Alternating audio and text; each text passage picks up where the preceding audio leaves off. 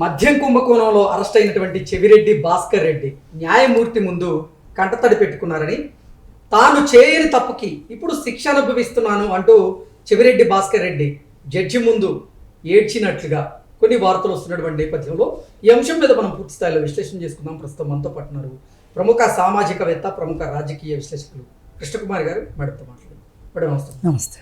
తాను చేయని తప్పుకి శిక్ష అనుభవిస్తున్నానని చెవిరెడ్డి భాస్కర్ రెడ్డి ఆయన జడ్జి ముందు కంటతడి పెట్టుకున్నట్టుగా కొన్ని వార్తలు వస్తుంది. ఏంటి మేడం, వీటిని ఎలా చూడాలి? ఇప్పుడు చెవిరెడ్డి భాస్కర్ రెడ్డి ఏంటి, ధనంజయ రెడ్డి కూడా అదే చెప్తున్నాడు. ఏంటేంటో మాట్లాడుతున్నారు. అసలు మా మీద అభియోగాలు చూస్తుంటే మాకే ఆశ్చర్యం వేస్తుంది, బాధ అనిపిస్తుంది. అసలు ఎందుకు ఇలా జరుగుతుంది, ఎందుకు ఇలా చేస్తున్నారు, మమ్మల్ని మేము చేయని తప్పుకి మమ్మల్ని ఎందుకు ఇలా ఇరికించారు, అన్నీ ఫ్యాబ్రికేట్ చేస్తున్నారు, మొత్తం సృష్టిస్తున్నారు వీళ్ళు మా మీద అభియోగాలన్నీ అని చెప్పి ఇద్దరు బోరుమని గోలగోలు చేసేస్తున్నారు కోర్టులో. సాక్షాత్తు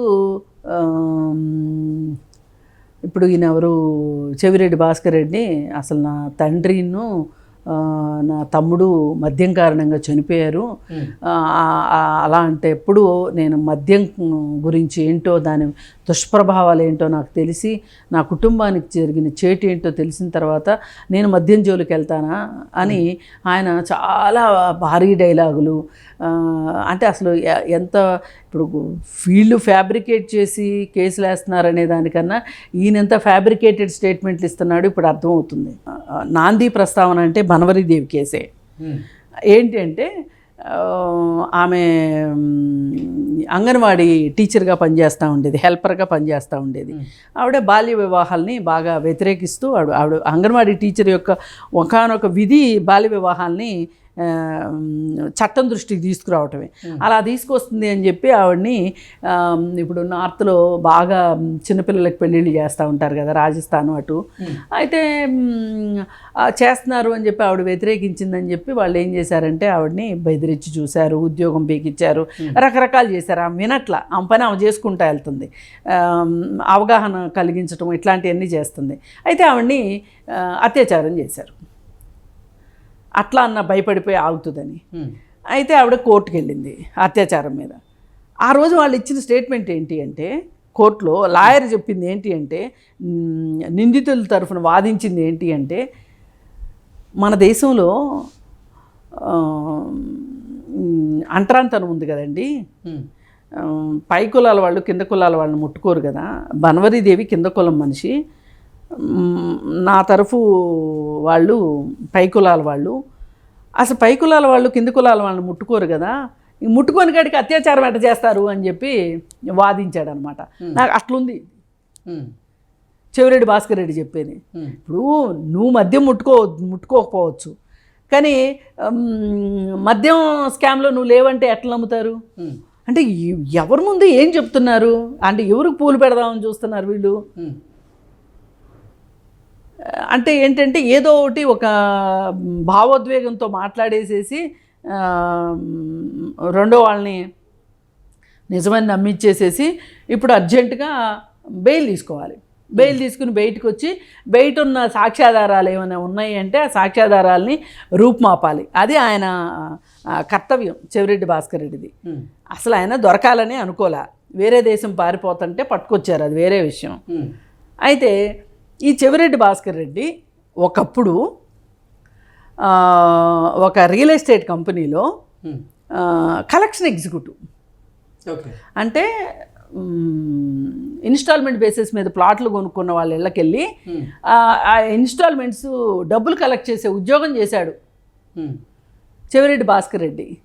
అలాంటి చెవిరెడ్డి భాస్కర్ రెడ్డి ఈవేళ అతని నెట్వర్క్ చూస్తే ఎన్ని కోట్లుందో తెలుస్తుంది. మరి లాటి వ్యాపారాలు ఎన్ని చెయ్యకపోతే ఆయన ఇన్నిసార్లు ఎమ్మెల్యేగా గెలుస్తాడు, మంత్రిగా కూడా చేశాడని ఇంతకుముందు గవర్నమెంట్లో మంత్రిగా కూడా చేశాడు, వైఎస్ఆర్ గవర్నమెంట్లో ఉండగా కూడా ఎమ్మెల్యేగా గెలిచాడు. ఎట్లా చేస్తాడు? అసలు ఈయన కొడుకులు చేస్తున్న వ్యాపారాలు ఏంటి, వాటి డబ్బులు ఎక్కడి నుంచి వస్తున్నాయి, విదేశాలు పారిపోగలిగిన సత్తా ఎక్కడి నుంచి వచ్చింది మీకు? ఏ స్కాము చెయ్యకపోతే మీకు ఎక్కడే అన్ని డబ్బులు ఎక్కడే మీకు అసలు? అందుకని ఏంటి అంటే ఇంకిప్పుడు దొరికితే దొంగ, దొరకకపోతే దొర. ఇన్నాళ్ళు దొరకల, ఇప్పుడు దొరికావు. దొరికాక లేదు లేదు లేదు నేను దొంగని కాదు దొరని అని నిరూపించుకునే కార్యక్రమంలో భాగంగా గ్లిజరిన్ లేకుండా ఏడుస్తున్నారు వీళ్ళు. సినిమా యాక్టర్లు కూడా బలాదూరు వీళ్ళ ముందు. వాళ్ళకన్నా గ్లిజరిన్ కావాలి, వీళ్ళకి గ్లిజరిన్ కూడా పర్లేదు. ఈ విధంగా కంటతడి పెట్టేసేసి జడ్జీల యొక్క మనసు ద్రవించిపోయేలాగా చేసి ఒక మెలో డ్రామా చేసి బెయిల్ తీసుకోవాలని ప్లాన్ వేస్తున్నారు. ఇంకొక ఆయన ఉన్నాడు ధనుంజయ రెడ్డి గారు. అసలు ఆయన అయితే ఆ స్టేట్ కేటగిరీ మనిషే కాదు, ఎక్కడో ఉన్నాయన. అడిగి అడిగి కోరి కోరి కోరి వచ్చాడు ఇక్కడికి. వచ్చి ఈ గవర్నమెంట్లో చేరాడు. చేరి జగన్మోహన్ రెడ్డి గారి గవర్నమెంట్లో చేరి ఈ మన ఇష్టం వచ్చినట్టు ఇక్కడ దున్నుకోవచ్చు, ఆయనకి ఇంత పెట్టి మనం కాస్త తినొచ్చు, ఎవరి నోట్లైనా గడ్డగొట్టచ్చు అనే ఉద్దేశంతో వచ్చారు. అడిగి మరీ వచ్చారు. ఏదో అంటారే పుల్ నోట్లో తల పెట్టారు అన్నట్టు అట్లా వచ్చిన క్యాండిడేట్ ఈ ధనుంజయ రెడ్డి వచ్చి ఈ లిక్కర్ స్కామ్లో ఇరుక్కున్నాడు. ఇప్పుడు ఈయన ఏమంటాడు, ఎవరెవరో నా స్నేహితులు, అమాయకులేని స్నేహితులు అందరూ నా బినామీలు అని చెప్పి వీళ్ళు ఫ్యాబ్రికేట్ చేస్తున్నారండి, నాకు ఏ పాపమో తెలియదండి అని చెప్తున్నాడు.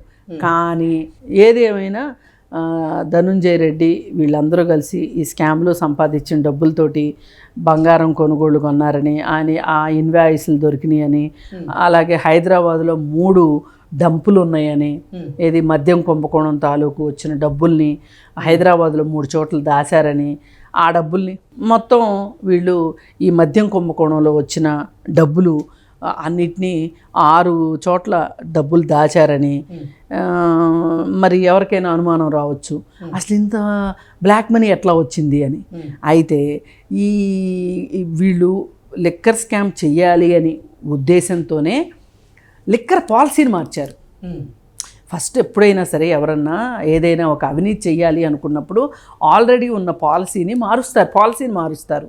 అంటే కొంచెం గందరగోళం వస్తుంది. అప్పుడు గందరగోళంలో నేను ఎక్కువ కొట్టేస్తానంటారు చూడండి, నన్ను తెకమక పెట్టబాకు ఎక్కువ కొట్టేస్తాను, అట్లా ఈ విధంగా వీళ్ళు కూడా ఏం చేస్తారంటే పాలసీ మార్చారు. పాలసీ మార్చి అప్పటి వరకు తీసుకుంటున్న లిక్కర్ బ్రాండ్లన్నింటినీ పక్కన పెట్టేసేసి వేలంపాట ద్వారా తీసుకున్న అంటే టెండర్ల ద్వారా వచ్చిన లిక్కర్ బ్రాండ్లన్నింటినీ పక్కన పెట్టి వీళ్ళ సొంత డిస్టిలరీస్లో తయారు చేసిన లిక్కర్ బ్రాండ్లను తీసుకొచ్చి పెట్టారు. అది రెండో పని. మూడో పని ఏం చేశారు అంటే డిజిటల్ మనీని యాక్సెప్ట్ చేయకోకుండా క్యాష్ రూపంలో డబ్బులు తీసుకున్నారు. అలాగే విపరీతంగా రేట్లు పెంచారు. వీటన్నిటి వల్ల ఏమైంది అంటే చాలా డబ్బులు వచ్చినాయి. అంటే తక్కువ ధరకి మద్యం వీళ్ళకి తయారవుతుంది. ఇప్పుడు ఒక షావెలస్ కంపెనీ ఉందండి, అది ఎప్పటి నుంచో గుర్తింపు ఉన్న కంపెనీ. ఆ కంపెనీలో తయారయ్యే మద్యానికి వీళ్ళు కొత్తగా పెట్టిన డిస్టిలరీలో మద్యానికి చాలా డిఫరెన్స్ ఉంటుంది క్వాలిటీ విషయంలో. అయితే ఆ మద్యం గనక కొన్ని అమ్మాలి అంటే గనక వీళ్ళకి మార్జిన్ తక్కువ మిగులుతుంది. అందుకని వీళ్ళే డిస్టిలరీసు పాత మూసేసిన డిస్టిలరీస్ కొని తమిళనాడులో అది కూడా మళ్ళీ వీళ్ళ పార్టీ వాళ్ళ చేత కొనిపించి వాళ్ళ చేత మందు తయారు చేయించి క్వాలిటీ లేని మందు జనాలకి ఇచ్చారు, అది మళ్ళీ ఎక్కువ రేట్లకి. ఇట్లా ఇన్ని రకాలుగా వీళ్ళు మద్యం పాలసీని మార్చి ఈ మద్యం పాలసీలో వచ్చిన డబ్బును తీసుకొని వచ్చి ఇక్కడ పెట్టి ఎందుకు పెట్టారు అంటే అయ్యగారికి ఇవ్వాల్సిన అయ్యగారికి ఇచ్చేసేసి ఈ డంపులు ఇక్కడెక్కడ పెట్టి ఎలక్షన్స్ టైంలో ఈ డబ్బును వాడాలి అనే ఉద్దేశంతో. అంటే ఎంత ముందు చూపో చూడండి, ఎంత దూరదృష్టో చూడండి. అంత దూరదృష్టితోటి చేసినా సరే చట్టం కళ్ళు కప్పటం అన్నిసార్లు కుదరదు అనేది ఒకటి అర్థమవుతుంది దీన్ని బట్టి. కానీ ఈ స్కామ్లో ఉన్న వాళ్ళ మట్టుకు వాళ్ళు ఎన్ని దొంగేడుపులు ఏడ్చినా ఎన్ని శాపనార్థాలు పెట్టినా వాళ్ళ మట్టుకు వదలకూడదు. ఎందుకు వదలకూడదు అని చెప్తున్నానంటే, అంటే ఇట్లా ఏడిస్తేనే దొంగేడుపులు ఏడిస్తే మనకి కోర్టులో బెయిల్ దొరికింది అనుకోండి, ఇంక ఎవరికైనా భయం ఏముంటుంది చెప్పండి. అందుకోసం ఏంటంటే చెవిరెడ్డి భాస్కర్ రెడ్డి చెప్పనివ్వండి, ధనుంజయ రెడ్డి చెప్పనివ్వండి, ఫ్యాబ్రికేషన్ అని చెప్పనివ్వండి, ఏమన్నా చెప్పనివ్వండి, చట్టం తన పని తాను చేసుకుంటూ వెళ్ళాలి అనేది మనం అందరం కోరుకుంటున్నాము. Okay madam, thank you so much.